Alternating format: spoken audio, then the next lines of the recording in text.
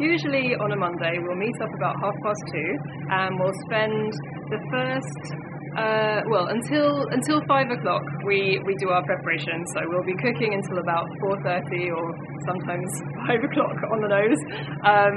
And then at 5 o'clock we lay the table out, and then more people come to join us to have dinner, and we'll eat between 5 and 6, and then very kindly people usually stay to help tidy up as well, which is really. So people don't need to have any prior cooking experience. They can come along and they'll help chop.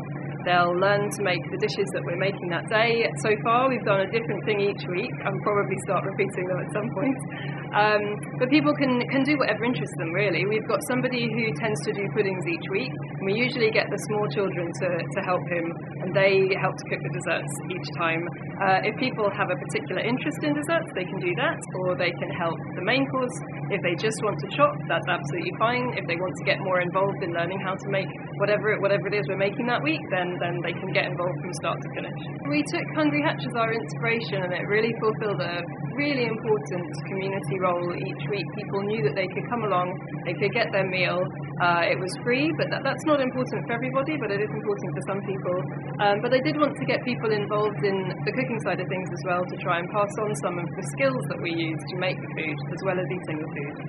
Also, it's really important, Hungry Hatch did this too, that we use surplus ingredients for most of our ingredients. It helps our funding go further, but just as importantly, we're stopping really great food from going in the bin, so that's really important to the project too. We've got quite a few kind of community or business ties into it now. We've had really amazing support from the co-op.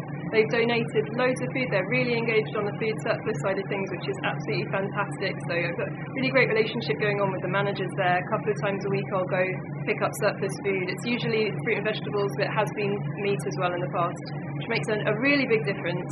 Once a week we've started now going and picking up from Asda as well. So we get bits of surplus from Asda, which is really nice to be building that relationship. And we also obviously get food from the Crunchy Carrot, which is kind of where I'm based. Yeah, we also get fresh produce from the backlands sometimes, from the Ridges backlands, and they also funded another cooking tutor, a guy called Richard, who's helped us for the first 6 months of the project. He's been absolutely essential. So if you want to come along, it's open to everybody. We try and make it a really welcoming environment. We all eat together on a long table, so nobody feels left out. If you want to pick up some new cooking skills, we're absolutely delighted to have you along. If you just want to come for your dinner, that's fantastic as well.